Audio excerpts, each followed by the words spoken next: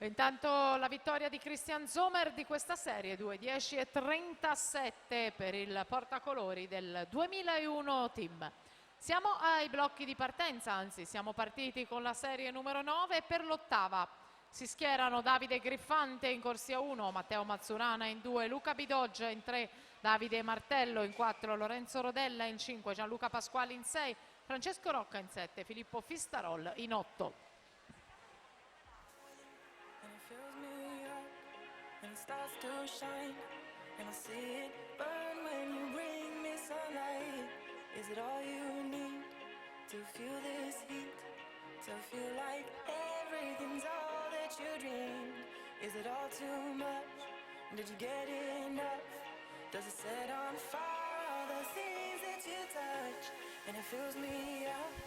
Intanto ricordiamo che entro le 10:15 è possibile apportare variazioni alle staffette della mattina, quindi gli allenatori sono invitati a suggerire o comunicare eventuali variazioni entro le 10:15 per le staffette di questa mattina.